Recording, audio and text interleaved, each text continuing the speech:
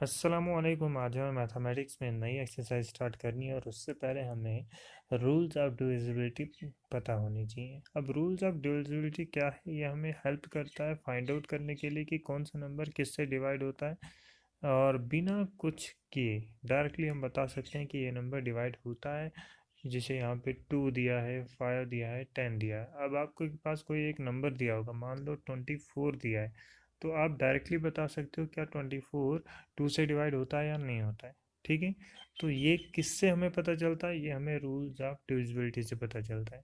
तो उसके लिए हमें याद क्या रखना है? याद हमें रखना है कि 2 से कौन से नंबर डिवाइड होंगे। जिन नंबर्स के लास्ट डिजिट यानी यहाँ पे यूनिट्स प्लेस पे क्या हो, या तो 0 हो, या तो 2 हो, या तो 4 हो, या तो 6 हो, या तो 8 हो।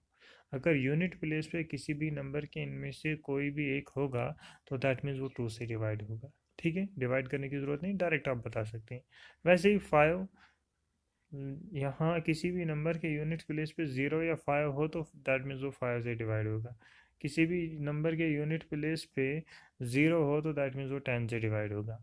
और फिर 3 और 9 के लिए हमें उस नंबर्स को सम करना पड़ता है। जैसे 24 है, 24 में क्या दिया है? 4 और 2 दिया है। 4 प्लस 2 होता है 6। तो क्या 6 3 से डिवाइड होता है? होता है। इसका मतलब 24 भी 3 से डिवाइड होगा। ठीक है, इस तरीके से। तो या फिर 9 के लिए भी वही करना पड़ता है। जैसे 24 है, 24 में 2 और 4 है तो प्लस करो दोनों को, तो 6 आया, तो 6 9 से डिवाइड होगा नहीं। इसका मतलब 24 भी 9 से डिवाइड नहीं होगा। ठीक है, तो अब हम क्वेश्चन करते हैं तो वहाँ पे बेहतर हम समझ पाएंगे। पहला क्वेश्चन है हमारे पास कि 12 बताओ, 12 किस किस किस से डिवाइड होता है। तो यहाँ पे ऑलरेडी दिया हुआ है। जैसे इसके लास्ट पे 2 है, तो हमने कहा था 0 2 4 6 8, इनमें से कुछ भी लास्ट पे हो तो वो 2 से डिवाइड होगा। 3 के लिए क्या करना पड़ेगा? 12 को प्लस करना पड़ेगा, यानी 1 प्लस 2 को प्लस करना है 3। 3 1 ज़ा 3, दैट मीन 3 से भी होगा। 5 के लिए लास्ट पे या तो 0 या 5 है, नहीं तो होगा नहीं। 2 प्लस 1 3 होता है, तो 3 9 से नहीं होता है, तो 9 से होगा नहीं।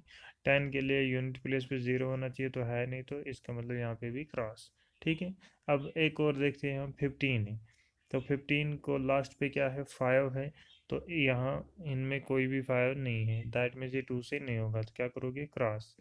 फिर 3 के लिए 5 प्लस 1 6, 6 3 से डिवाइड होता है, इसका मतलब 15 भी होगा, तो टिक। 5 के लिए या तो 0 या 5 चाहिए, तो 5 है, तो इसका मतलब होगा। 9 के लिए प्लस करो, 6 आया, 6 9 से नहीं होता, तो यहाँ क्रॉस। फिर 10 के लिए लास्ट पे 0 चाहिए, तो है नहीं, तो यहाँ पे भी क्रॉस। 20 के लिए देखें फिर। 20 के लिए 0 है यूनिट प्लेस पे, इसका मतलब 2 से होगा। 2 प्लस 0 2 ही होता है, 2 से 2 3 से नहीं होता है, तो इसका मतलब नहीं होगा 3 से, तो इसका मतलब 9 से भी नहीं होगा। 5 के लिए लास्ट पे क्या चाहिए? 0 या 5, तो 0 है, इसका मतलब 5 से होगा। 10 के लिए लास्ट पे क्या चाहिए? 0 चाहिए, तो इसका मतलब होगा।